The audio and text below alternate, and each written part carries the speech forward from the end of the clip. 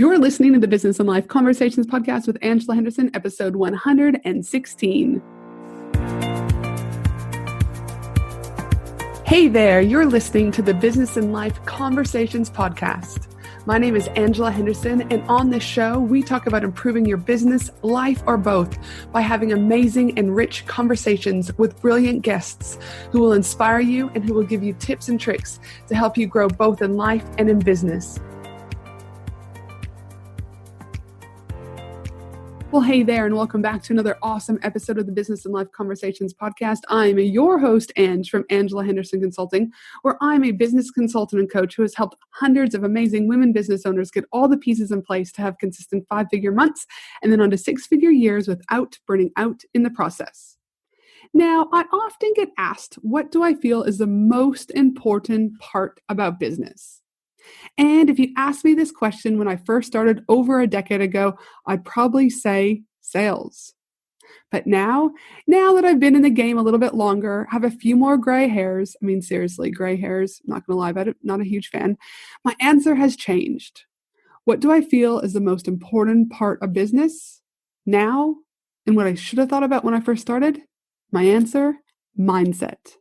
In fact, I believe 85% of business success comes from mindset and 15% comes from strategy. You see, I can teach anyone strategy and how to grow a sustainable and profitable business, but a weak or wobbly mindset, it doesn't matter about the strategy because the weak mindset will get in the way of the success. So yes, mindset is key to business success and something I'm working on daily with my one-to-one clients, my Action Taker Mastermind clients, and my 12-month group coaching clients. So today you can imagine how excited I am to have the amazing Natalie on the podcast talking about Mindset 101, how to recognize a limiting mindset in your business.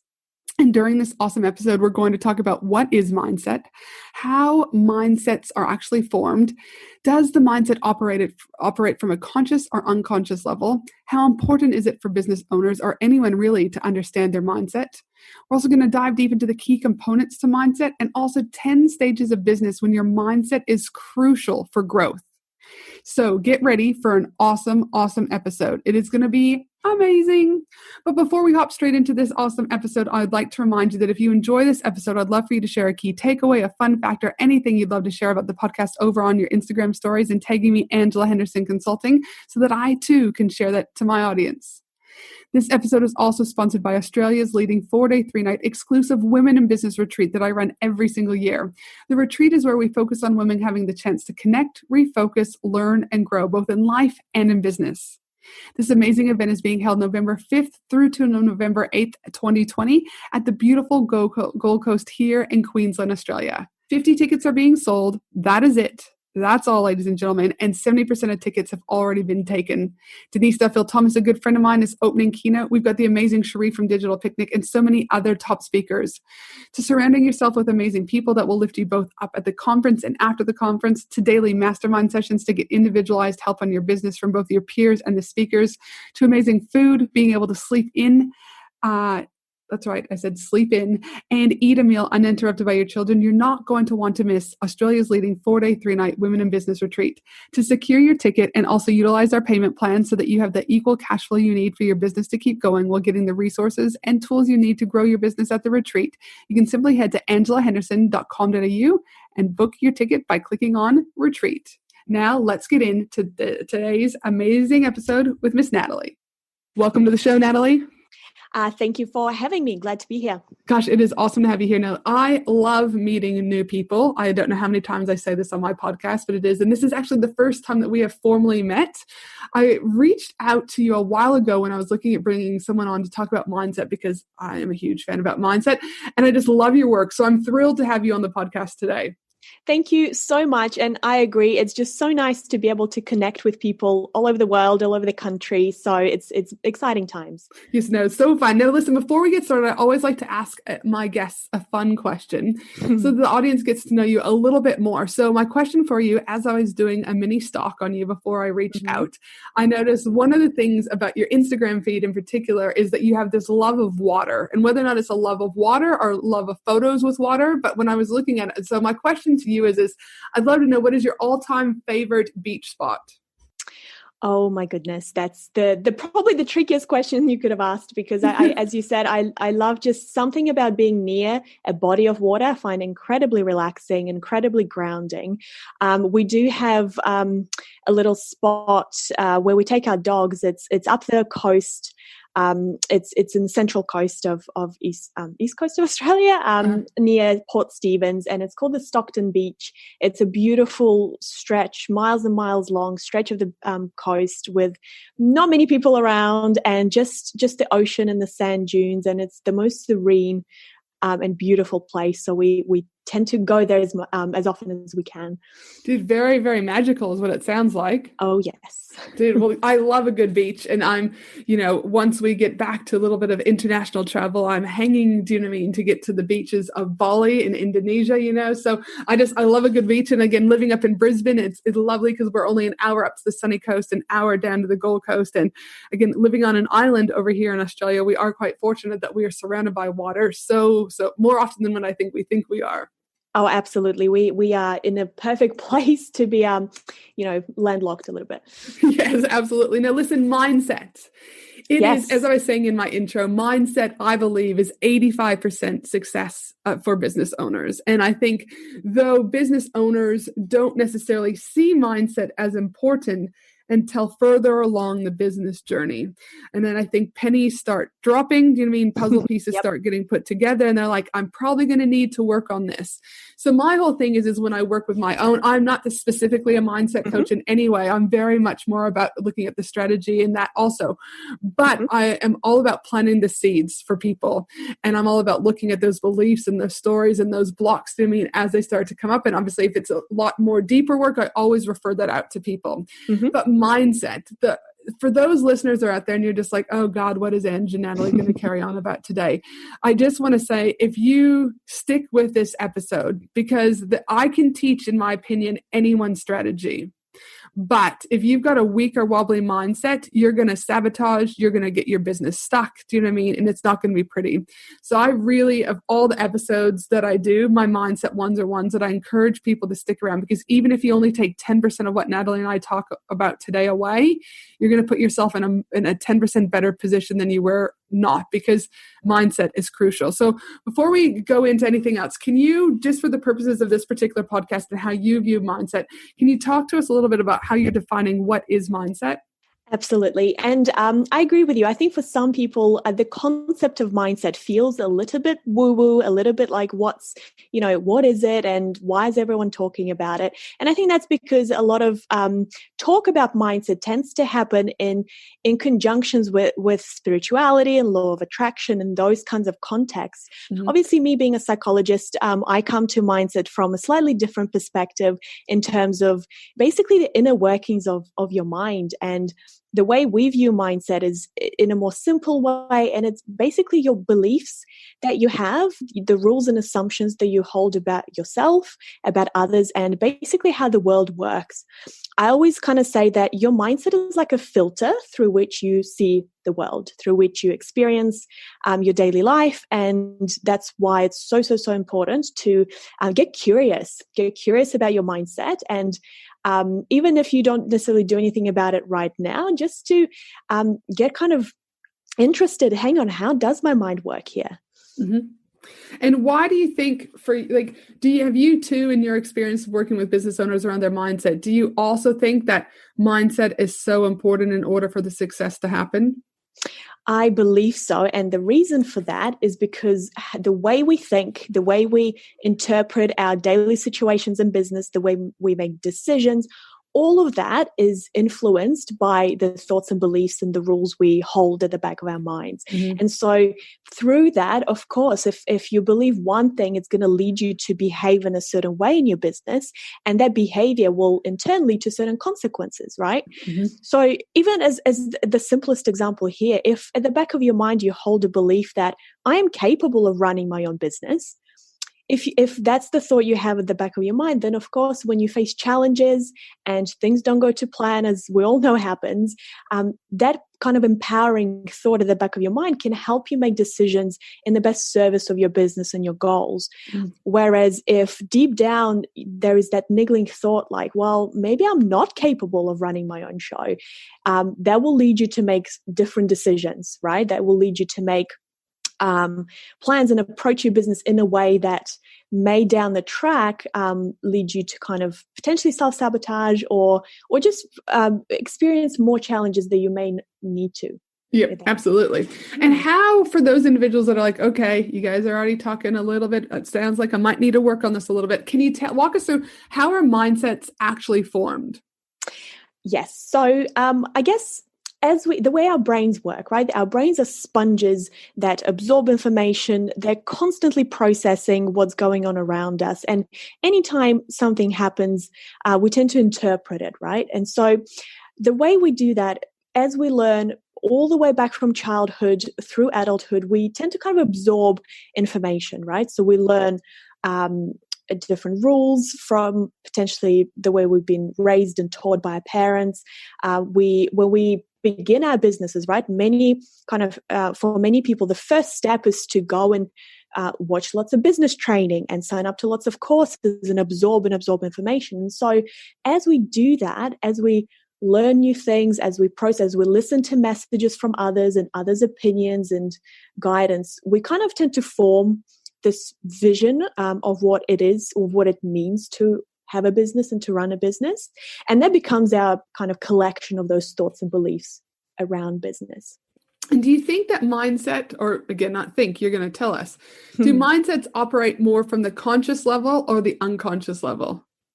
So for a lot of people, before they kind of come to think about mindset, the way we don't often stop to think, hang on, what am I actually thinking here, right? So we don't think about our thoughts very often, right?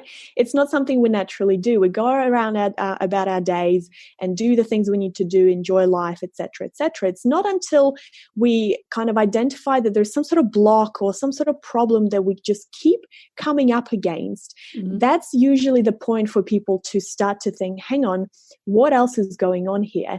And at that point, they usually maybe reach out for help or chat to people and begin to discover that maybe the way they've been approaching what they do has been informed by those thoughts. And so in that sense, a lot of the time mindsets do operate kind of below our everyday awareness, but it's not in the sense that they operate subconsciously so that you can't do anything about it. It's very much about taking that curious approach to your mind and learning to pause yourself in the moment and just say, hang on, what am I thinking here? What am I feeling here? And what am I tempted to do or avoid doing as a result of those thoughts and that self-talk? Interesting. And what have you seen any kind of common, you talked about blocks coming up for business owners and things like that. I'm assuming blocks would be different for any individual, because we all have been raised differently. We have different parents, we have different upbringings, etc. But do you ever see any kind of common blocks in business owners? Yes, I do. And I'm sure no one would be kind of surprised by this. But if you think to yourself, how often do you go about your day? Do you approach your business from the point of view of, I should be doing this. I should be doing that. This is my to-do list. I should be more, posting more social media. I should be developing courses. So it's that kind of should mentality. That is a mindset in and of itself. And so when I work with clients, the first kind of thing we do is we pause and ask ourselves, I get the client to ask themselves, well, hang on, why should you be doing this? Like, who's telling you to, like, where is this coming from, right? At which point through your learning journey did you pick up this rule, right? So for instance, I should be more productive. Well, why is that? Well, because successful business owners are productive. Do you see what I mean? It's mindset work. It's all about identifying patterns and starting to see patterns in your thinking. A lot of the time, when we talk about limiting mindset, it becomes about that black and white quality. I'm either productive or I'm not putting enough into my business. I'm either getting those 10, 20K months, or I'm a failure in my business. it's all about seeing patterns and starting to work with those. And when they start to work with us, I'm assuming that, again, with those blocks, you start to, or that there are even key components to mindset. Can you walk us through what some of those key components are? Yeah. So the way mindsets affect us on a day-to-day life is through automatic thoughts and interpretations. So let's say you wake up one morning, you log into your emails and you see an angry email from a client, right? Mm-hmm. So at the point when you see that, you're going to have a reaction. Mm-hmm. Now, for some people, that reaction might be like, oh, shoot, what have I done here? So they tend to kind of absorb the responsibility and instantly start to feel maybe anxious that they've done something wrong. For others, their reaction might be quite defensive. And so the way we kind of instantly react to situations, that's the first component of a mindset. Mm-hmm. And of course, when we start to unpack that, well, why do certain people react in one way and others react in a different way to the same sort of situation? Mm-hmm. That's where we dive deep into that second level, more subconscious level of a mindset, where we have those rules and assumptions running through our minds and beliefs, right? Mm-hmm. For instance, someone who believes that it's absolutely not okay to upset a customer, they might have more of a fear-based reaction to that event. Whereas someone who kind of takes a lot of pride in their business and maybe kind of is a bit more confident in their service, they may not react in that way. Does that make sense? Mm-hmm. Yeah, 100%. Mm. And so it's really, again, so that kind of that first thing, again, like you said, is the key component is kind of around like those beliefs, right? About where is this coming from? That then is leading into like those rules, the attitudes and the assumptions. And is there anything else that is really key for the mindset? So what was that? Is there anything like in regards to, I guess, if I think about mindset as like, say, a circle, you've got a third of it is around beliefs. That next part is doing around rules and attitudes. And then again, you talk about like that automatic, thoughts and interpretations, right? Like they all each have their own individual, I guess, components, what is making up the entire mindset. Is that right? Yeah. So I always kind of talk about mindset in terms of a cycle, right? So a situation happens, you react to it, then you feel a certain way about it, and then you do something, right? And when you do something, it leads to certain consequences. And then that kind of creates a cycle. If you react in a helpful way to that particular situation, the consequences are going to be productive. If you react out of fear or lack of confidence or, other thoughts and beliefs that are potentially self-sabotaging, the consequences might in turn lead to kind of less than optimal results for you. Gotcha. And for businesses who are out there going, because listen, there's going to be some listeners who are in the beginning stage of business. There's going to be some business owners who have been here for a while and then, et cetera, et cetera. Mm-hmm. But I can only imagine, again, for myself, and I'm assuming also with you, is that, again, there are different stages of business when your mindset has to be, ready and firing and ready to rock and roll. Because just like you said, decisions have to be made. Again, a good decision, bad decision, you can either have a positive outcome or a consequence, right? But if you've got a wobbly mindset during these kind of crucial elements of business, this could almost kind of make or break you in some ways in regards to things moving forward very quickly and positively, or things being dragged out for a long time. So in your experience, have you come up with, I think you talk about like the 10 stages of business when your mindset is critical. Can you walk us through those kind of 10 key points that you have found? Yeah, absolutely. So the way I kind of landed on these 10 stages was both through my own journey of starting a business and realizing just, oh my goodness, what a test to your self-belief and your confidence to start a business.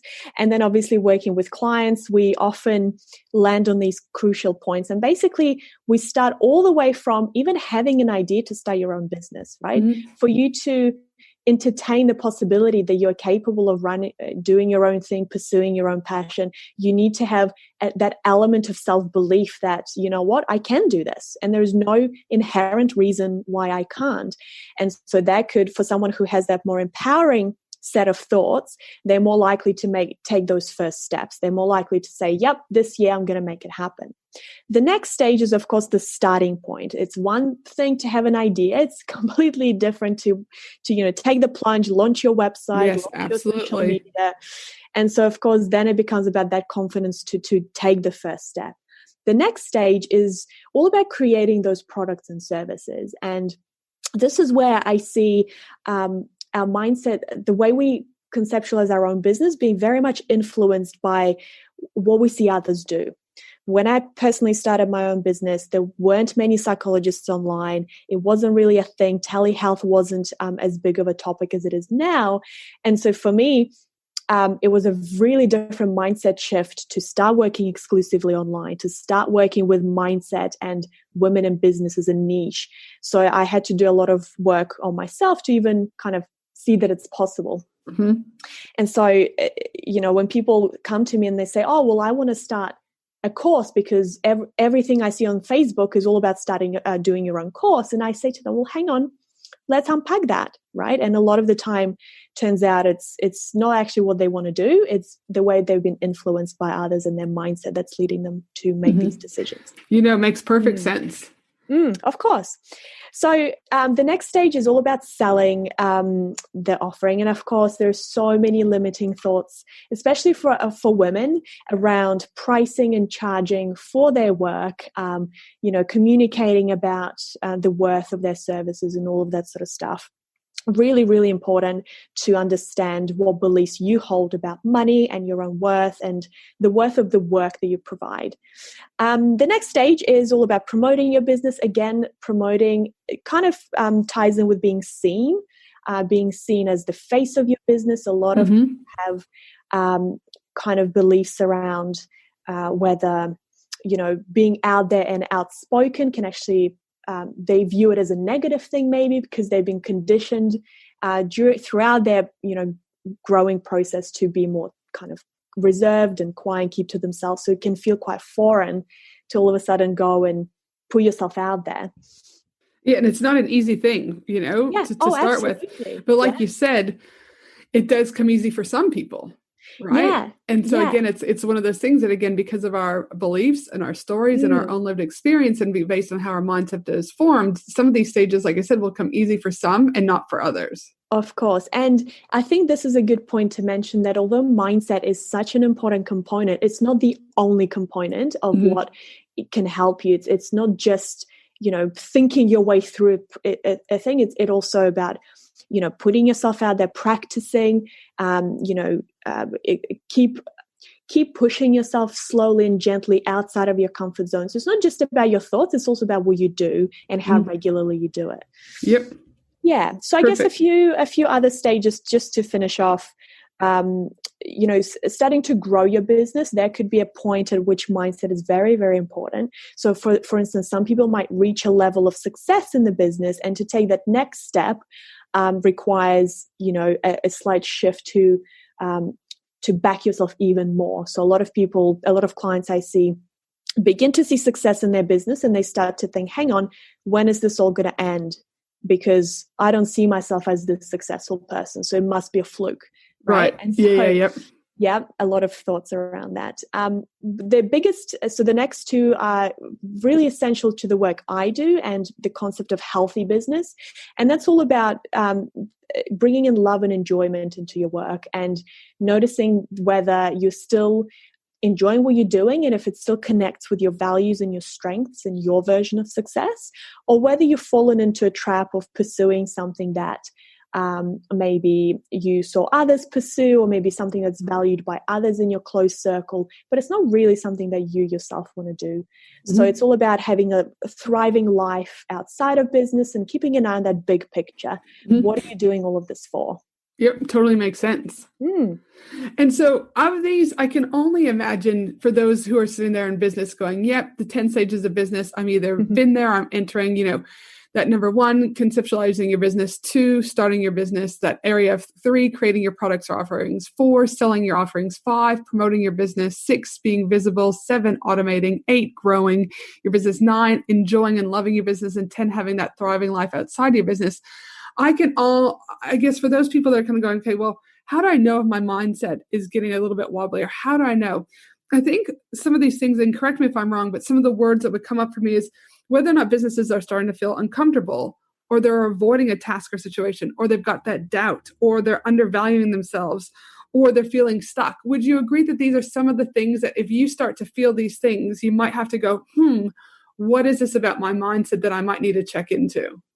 Absolutely. I think the easiest, especially for someone who's not used to thinking about their thoughts or considering mindset, the easiest thing to notice first is, how does your business make you feel? How do different tasks in your business make you feel about them? So for all of us, there will be areas in the business that we absolutely love, and then areas in the business which we have to do, and all those strategy things that are good for us, but we may not be enjoying them, and potentially some people might be actively avoiding certain areas of their business. And if you notice yourself experiencing that resistance is a really great signal to you that something is going on here, something either in your mindset or just in general. For instance, anytime you experience resistance, it's good to pause and ask yourself, what's going on here?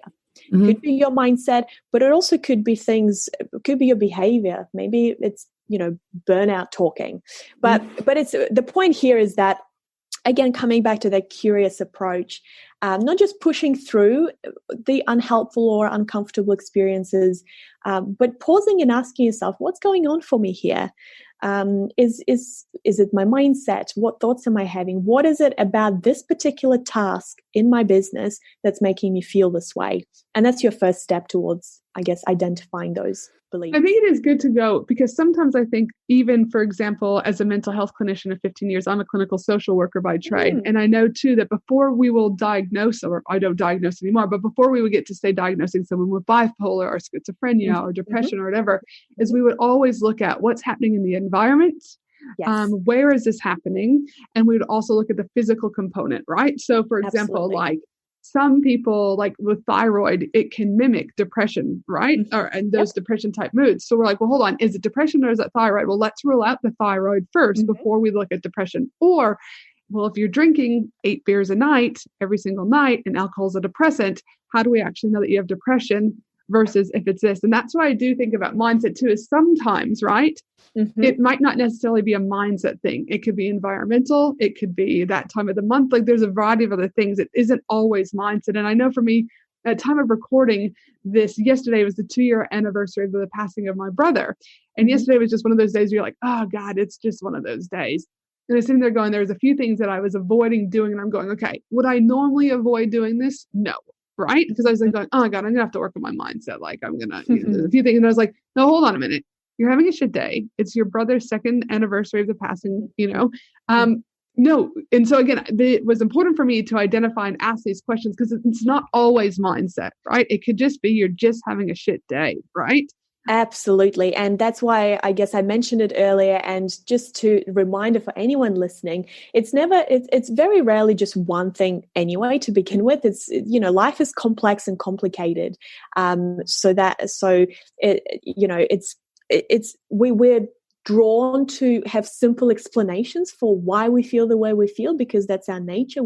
Our brain wants to simplify our existence, but oftentimes there's so much going on. And sometimes, so one of the unhelpful narratives I've seen in the mindset space is this kind of pressure just to, have a positive mindset, be optimistic, believe in yourself, and everything that you want will manifest. And I believe that narrative is unhelpful, because just as you said earlier, it's not just about thoughts. It's about looking at, what's going on for you in your day, in your week, being really gentle with yourself, and just, again, being curious. What's going on? What can I do here to look after myself? If it's mindset, let me work on my mindset. If it's fatigue or burnout, let me, ramp up my self-care. And if it's, grief or other things going on, let me allow myself to take a pause from all the to-dos in the business and just, look after myself, because that's the most important element in your business, is you. 100%. And I know if we go a little bit further in regards to what steps can business owners take to recognize a limiting belief, I know in one of your documents that you've produced around limiting beliefs is you've got 7 really kind of crucial steps that business owners can look at in order to really recognize a limiting belief. I know you start with choose and notice and ask. So are you able to walk through what that looks like? So if there's a business owner right now that's going, okay, my brother hasn't passed away, my kids are back at school, there's this task that's been on my to-do list. I know it's going to help my business grow, but I've been repeating this on my to-do list for the last 8 weeks. weeks. Yep. Something's probably there. What can they do to start recognizing when the limiting mindsets are starting to creep in? Can you walk us through those 7 steps? Yeah. So, of course, the first one is to make mindset work a manageable task. Choose an area in your business where you tend to experience that resistance, right? Mm-hmm. I usually suggest choosing thinking back on some, recent events or something that you found challenging in your business. Pick that experience. Write it down, right? This is very much a written exercise, because once your thoughts are on paper, you can take a step back and you can start seeing those patterns. Mm-hmm. So choose an area where you tend to kind of feel resistance or uncomfortable emotions. Write it down and describe it. Like, say, right, what is the situation? The situation is, this is my task. Every time I sit down to do this task, this is what I'm feeling. Mm-hmm. The second step is to start noticing kind of what about how do you experience the resistance? For a lot of people, it's physical sensations, just like, oh, I don't want to do this. Mm-hmm. Maybe a bit of fear, like, oh, I really don't want to do that Facebook Live, right? So I'm going to avoid it. So notice when something's triggering you. And then it's all about having a conversation with yourself, basically, and asking yourself, well, hang on, what's going through my mind right now in this situation, right? What am I saying to myself? What am I predicting or imagining would happen? You kind of start to ask yourself to try and get to the point of to the bottom of why you feel this resistance. It's not always easy to do yourself, and that's why sometimes I think doing this with a coach or someone who can help guide you through these questions, that's kind of the crux of mindset work. But yes, you can absolutely start that process for yourself by just asking and trying to identify those thoughts. Once you write them down, so I always suggest keep like a mindset diary for a week. Again, I think the misconception there that mindset work is something like quick and easy, you just do, and then you're sweet, right? But changing beliefs takes work, and don't put that pressure on yourself to kind of think positively, because it's not what it's about. Mm-hmm. So I would say keep a diary for a week, and every time you feel triggered, make a note of like, hang on, why am I feeling this way? What's coming up for me? What's going through my mind? Once you have that written, literally, I often tell people, take a highlighter and read through your notes. And what you often find is that certain thoughts just keep popping up the same, like again and again and again. Mm-hmm. For instance, for someone who might be avoiding doing a Facebook Live, after like a few attempts and noting what they're thinking, they might realize that they have really high expectations of mm-hmm. themselves, right? They might notice thoughts like, well, my lighting isn't good enough, or I'm not ready, or I haven't done my hair and makeup yet, so I can't do it today. So once you start seeing these patterns, that's the beginning of your mindset. Mm-hmm. And once you highlight them, I suggest having a look and asking yourself, is there a theme? Can I notice a theme here? So for instance, I mentioned earlier, high expectations or very high standards could be a theme in your thoughts on everything you do, mm-hmm. right? What's another example? I guess if someone is avoiding looking at, like a common thing I see is women avoiding looking at their website out of fear that they'll spot a mistake or they'll spot something that's not quite good enough, and they would feel bad about it. And so the thought there is, well, it needs to be perfect for someone to buy from me. Right. Yeah. That's an example of an assumption. No one will buy from me if my website's not beautiful. And once you start seeing these themes and these patterns in your thinking, you can then start to predict and start to kind of anticipate them becoming a block. Right. And then you practice what I call acting opposite. So changing a mindset is about, first of all, knowing and understanding what it is, but also practicing doing things differently so that you can prove to yourself that let's say your negative predictions won't always come true, mm-hmm. right? So if you say to yourself, I'm not going to do a Facebook Live because I don't look good enough, my lighting's not good enough, therefore no one will watch it. If you work through the thoughts a little bit, challenge the thoughts a little bit, ask yourself, like, how often do you notice what people look like on a Facebook Live? You just show up and you want to learn the information, right? Yeah, exactly. You're just like, I'm just like, give it to me. Yeah, exactly. I don't care where your lighting's. So then you can say to yourself, hang on, let me try this. and act opposite. So, encourage yourself to do the task and then see how you feel. And slowly over time, the more you practice acting against the limiting mindset, the easier it becomes to, do what you need to do, to act in kind of in alignment with your goals and your values, and your thoughts begin to change after that. So you no longer kind of automatically dread something, you become more confident and all becomes easier. And that, again, is ultimately that growth stage, right? It's just like, Absolutely. okay, yep. And then, yep. Well, again, this I think is really helpful because for business owners that are out there who haven't been able to identify that, yes, this is probably a mindset thing, they can now identify that there's probably some work they have to do. And I do like that you brought back to the point about if you're 41 years old like I am, you've got 41 years of stuff that's ingrained in your brain, right? Yeah. It's not going to happen overnight, people. And that's why, again, I think the sooner you can start working on your mindset, the easier it will become for you to identify, make note of it, have insight of it for those other future, the next part, right? I'm all about being in the moment, but I'm also, again, being a clinical social worker, I'm all about prevention, right? Yeah. I would much rather prevent something than have to, do you know what I mean? It going to like full blown. All right. Yeah. So, these 7 steps to recognizing a limiting belief, choosing an area in your business where you tend to experience something that's uncomfortable or unpleasant. And then moving into that second stage where, again, you notice when something triggers you, and by noticing a rise of such an emotion, right? Whether or not that's physical or emotion. 3, asking yourself, what's going through my mind right now? What am I picturing and imagining? And having that insight to being able to stop. 2, noting down, step number 4, noting down your answers and keeping that diary. So that again, later on, going into step 5, you can reflect on what's going on and seeing if there's any of those reoccurring themes that are starting to emerge for you. Because again, I'm a very big believer that when you look at data, such as when you're writing down your notes, you can't fake that stuff, right? Absolutely. It's like there's either $10,000 in your bank account or there isn't $10,000. You can't make it up, right? Yeah. And then moving into that step kind of 6, where then you're able to start predicting and identifying a much probably quicker way, right? And earlier on, which allows you for the growth. So again, for you guys that are out there, I encourage you just to start thinking about choosing one thing that you might not start noticing and going through these 7 steps. Because if you can change one thing, then you can change the second thing. And then your mindset collectively starts to work so much better. If those listeners that are out there, they're like, okay, great, I've done these 7 steps, but they're kind of going like, I need probably a little bit more help. Because as I said, it's kind of like when I was a therapist and I would do CBT and DBT and all that, right? Like it is a long process, right?